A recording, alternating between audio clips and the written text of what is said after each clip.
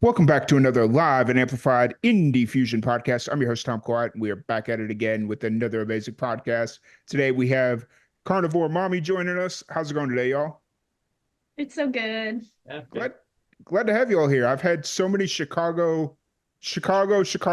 bands over the last month. It's been like really cool connecting back with home.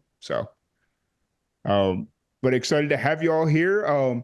Just to kind of jump in, let's have you all introduce yourselves and just kind of what you do with the band. I'm Lauren. I scream and I write our lyrics. Oh, and I'm Gabe. I play drums for the band. I'm Nick. I play guitar. And then our Awesome. bassist Sage isn't here right now. Fair enough. Awesome. Well, glad to meet y'all. How's everything going in Chicago? I'd say peachy. We just had, I think, two back-to-back shows last month, and it was our first time playing a festival last month too. So then now we got a lot of shows for the rest of the year, and then we're gonna chill out for a little bit.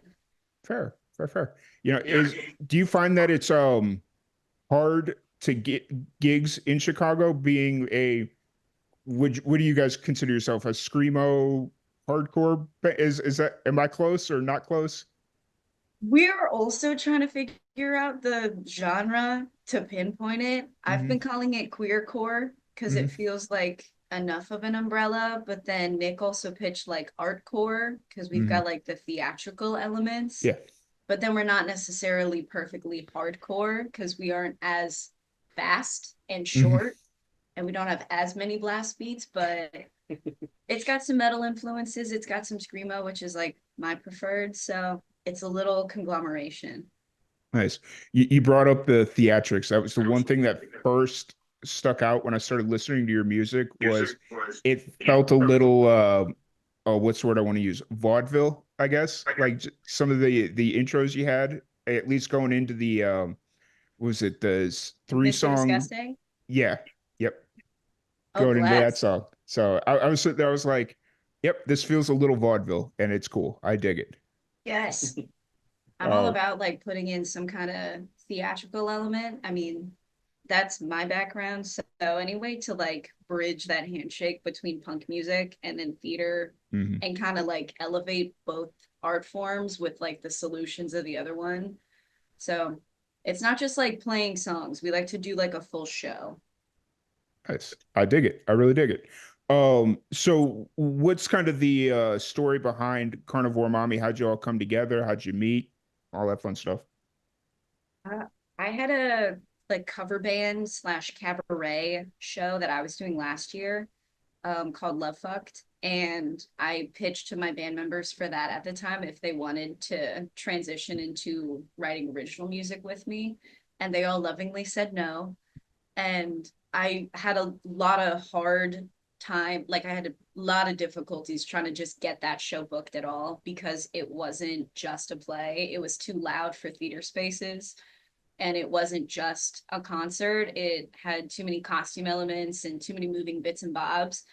So nobody really wanted that show here, which is why I wanted to do it so badly. But I knew that like if I can cut the cover part out and just focus on like bringing over the theatrics that I like the monologuing, the Mm. heavy costuming, the intentional transitions and storytelling aspects, but with original music, I think just the Chicago music scene would take me more seriously. Mm. And also I wasn't thriving in the jazz genre, the pop genre, all of those other like different sounds. It was like a breakup show, so I used all of these famous breakup anthems, and the only songs that I could really do and then also had the most fun singing were the screamier ones. So I wanted to focus in on actually getting better at screaming. And then Sage was the first one. Sage's other band, M. Grace and the Undercuts, they opened for that show. Mhm. And they came up to me afterwards and was like, I noticed you don't have a bass player. And we were like, yes, we need a fucking bass player. Please join us, please. So they were the first ones to join the Brain Baby. And then I got recommended Gabe. And then I got recommended Nick and didn't audition anybody. And it's just been absolutely lovely. Nice. So you just kind of went off a gut instinct to bring in Gabe, Nick, and well, I guess Sage was kind of a more chance, pretty Yeah, much. totally. Sage was like, maybe we can play sometime. And I'm like, that sounds like a band offer to me. Fair enough. And so you brought up an interesting thing because, I bring a lot of musicians on here, a lot of bands, and they don't really think about the theatrical elements. Like, no matter whether a band is like intentionally doing it or not, there's always that like the element to make it a little bit of a bigger show. You'd mentioned that you had a hard time booking venues because like the more theater stuff, you were too loud, and then like going to a normal club, they just don't have the infrastructure for that, I'm guessing, right? Yeah, I mean, I also come from like a DIY background, so the only reason that show went up at all, we toured it, I think, to five, if not six venues. Hmm. It only went up because the DIY community was like, sure, why not? I've got a back room and a closet for you. Do whatever you want. You've got 2 hours. And I Okay. was like, great, that's all I need. Right. So, but Goes yeah, up. like the next like echelon of venues had no time for me, and I get it. I was total novice. I was pitching like nightmare monster emails to them and showing being like, the show's not done yet, but it's gonna sound like this. Also, I don't own any of the music. Like, obviously, I would not get booked for that show. So Mhm. it was at least very helpful to teach me how to properly book now, and also a lot of connections and what do bookers want when you actually are presenting it. So then you're not wasting their time. And then also just running a band and running a show and writing a show and touring a show and running tech for it and booking other openers. So it was a lot, but I think I kind of needed that boot camp so then we could hop into to like work together and just immediately out the gates. We were ready to go. We already got booked like I think 2 months after we started because this isn't any of our first bands. This is like Mhm. probably everybody's like third, if not fourth band. So Yeah, for sure. Now, you all had mentioned that you all had moved to Chicago or relocated to Chicago. Where are you guys from originally? I'm from South Carolina, which is a nightmare state. So I'm happy to be here. Fair. And Nick and I are both actually from Oregon. Yeah. That's Okay. right. Yeah, So you guys moved far, far away from home. sure did. Yeah. Yeah. Yeah. It's so funny because I grew up in and around Chicago. I was born on the north side, grew up on the south side, and I could not get out of that place fast enough. Oh, Now, really? yeah, but it's also on the south side of Chicago. It's all steel mill industry, so it's very one dimensional in a lot of aspects. Like if your dad didn't work in the steel mill, you had at least two or three friends who their dads did. Uh, so it's just very depressing a lot of times. So I remember the last like 40 minutes from whatever state is below Indiana. Is that hmm. Kentucky? I have no Yeah, idea. Kentucky. Going up and just being like, okay, we're getting close. Illinois is on the, where is it? Where's the city? I see nothing yet. And Yeah. I just remember like train tracks and just like piles of lumber and metal everywhere. And then Mhm. suddenly it was like, Chicago, right over there. Yep. That's exactly how it is. Like you come through South Chicago, Northwest Indiana, it's very similar in a lot of regards. Like once you get in like past South Bend up into I don't know, like East Chicago, it all looks the same. So, um, but anyways, so Carnivore Mommy, you guys are getting ready to play a Hands Off Our Fest, which I was introduced to last year. Yep, I was supposed to come out last year, but that's a whole different story that we won't get into. But it was an offer out there. So how'd you guys get introduced to Hands Off Our Fest? I went last year with my best friend Nellie, and it was right after Love Fucked ended. I was actually, I think Sage might have even told me about it because Sage's drummer from M. Grace and the Undercuts, their other band, Sleeping Villains, was playing. So I begged Nellie to go down with me, and we spent like 3, if not 4 hours there. And it was like exactly what I was looking for out of Love Fuck the whole time of just like femme,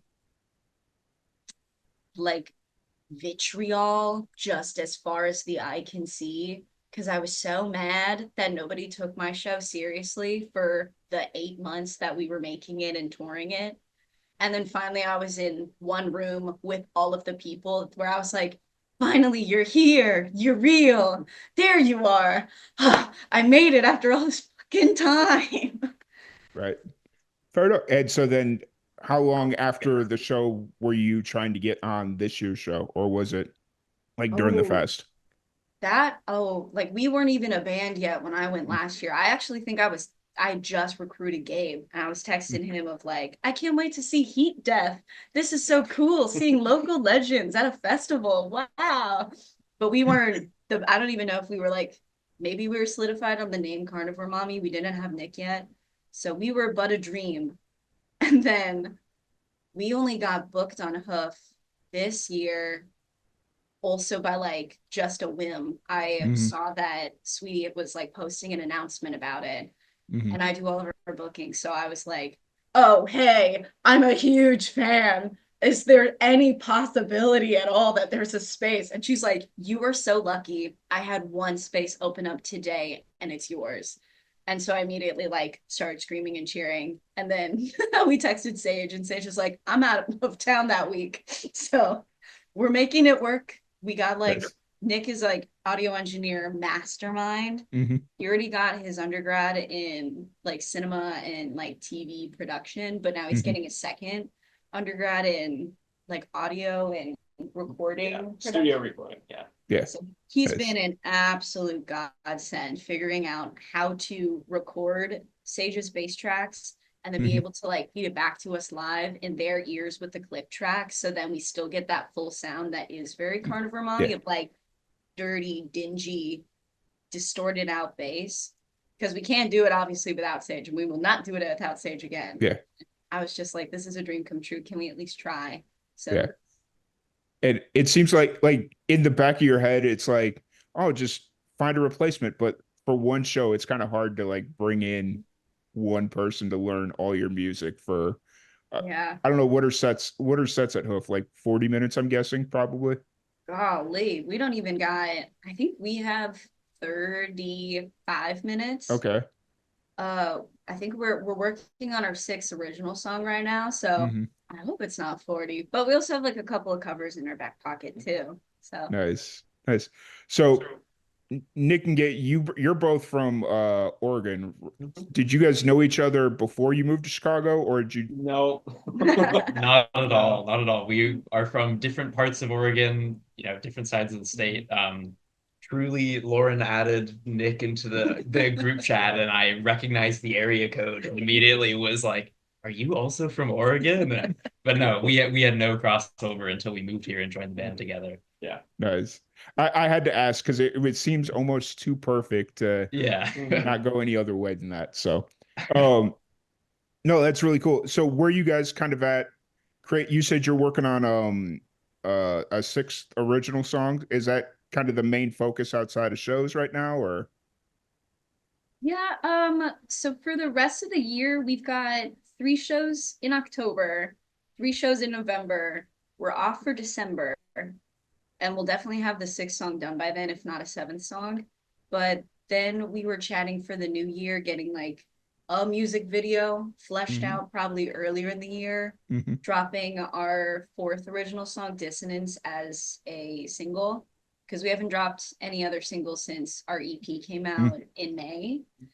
And then maybe like down the line, like maybe in like a year's time, because we got a little fundraising to do, working on an album. But right now we just want a full original set. We just want to play, and because it was Sage's like philosophy of don't just like record as soon as you got a song done. The song's not done Yeah. until you play it live multiple Yeah. times.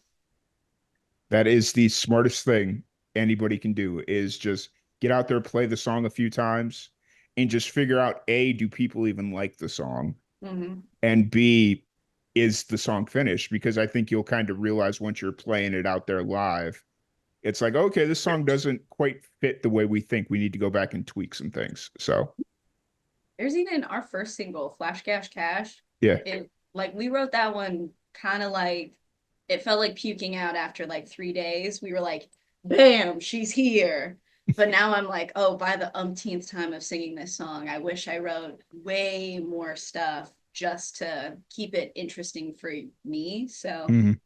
I definitely think you got to do the live show test to make sure, are you going to be able to love this song for many, many years? Or is it Right. going to drive you crazy after 2 months?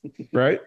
That, and then it's also one of those things of, does it fit in sets? Like, does it fit, like, to easily transition from one song to the next? Does it work? If it doesn't, then, you know, you kind of Yeah, just got a like, song. just kidding.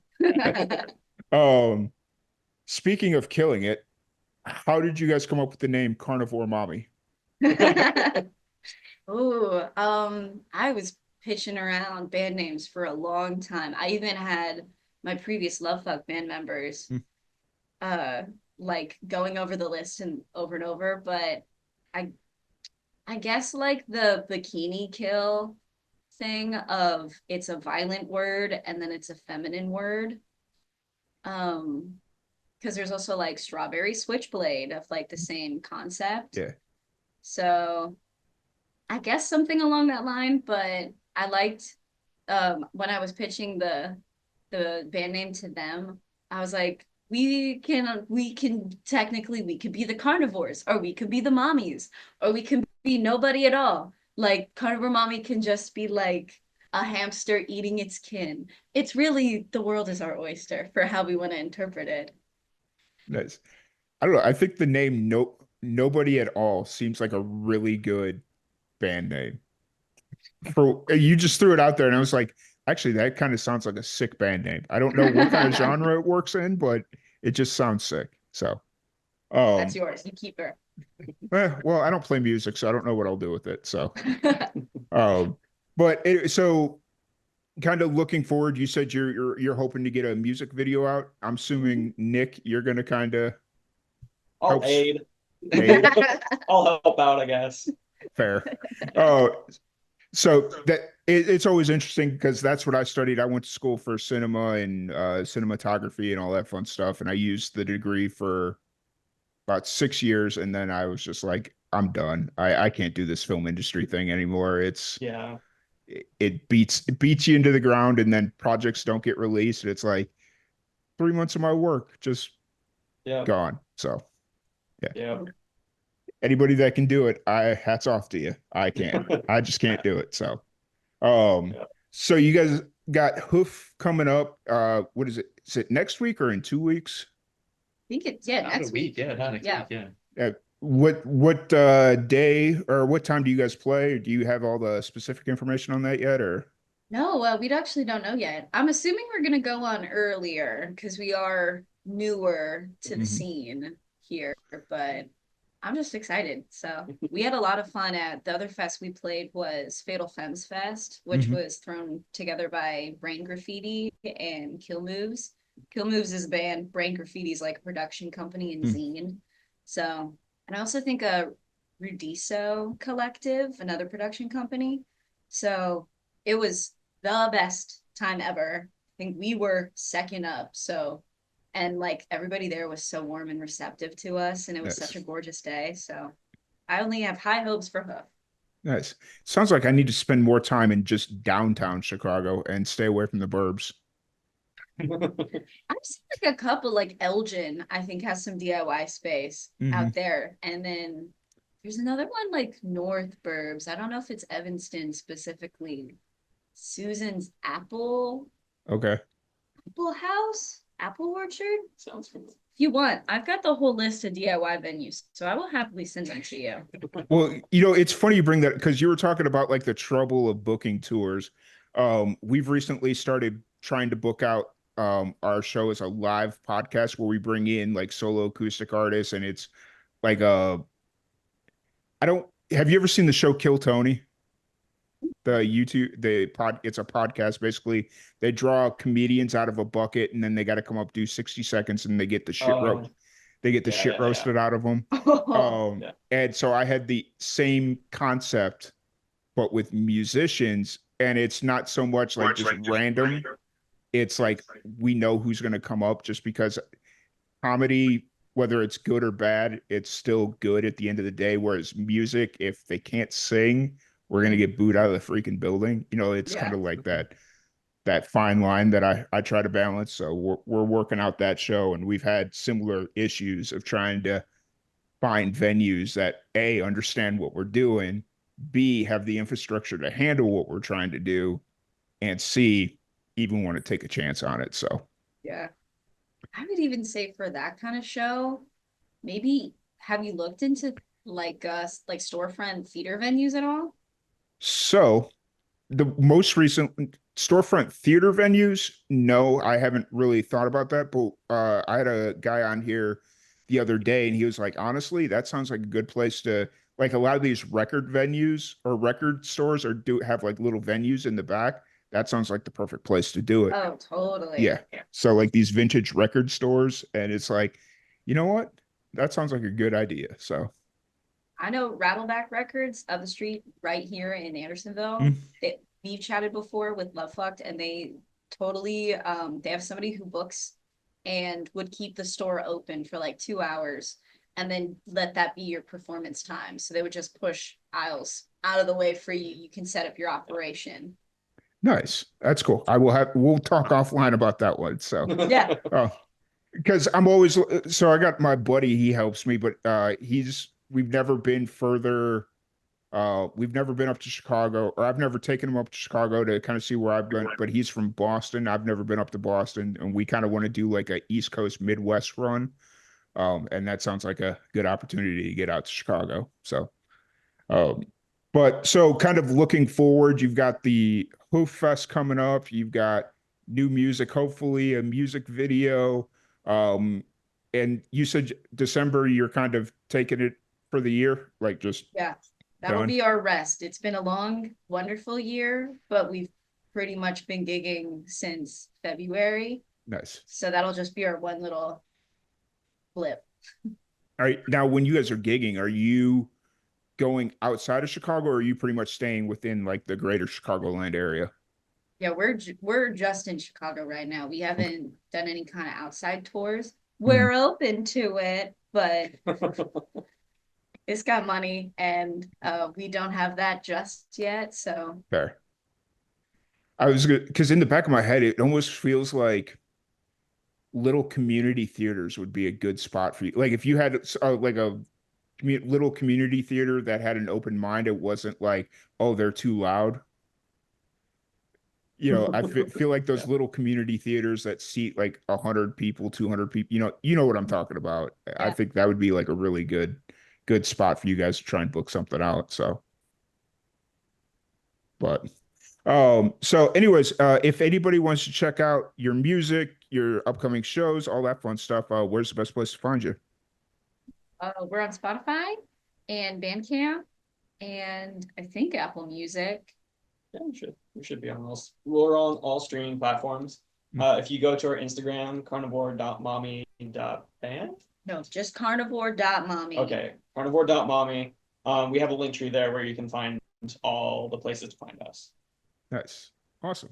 Well, thank you so much. Anybody that wants to listen to Pig Meat, that is the single/EP that I like. That is my go-to. I will have the Spotify link to Carnivore Mommy and everything they got, so you guys can go check that out now. Really appreciate y'all. Thank you so much, and we'll catch y'all later.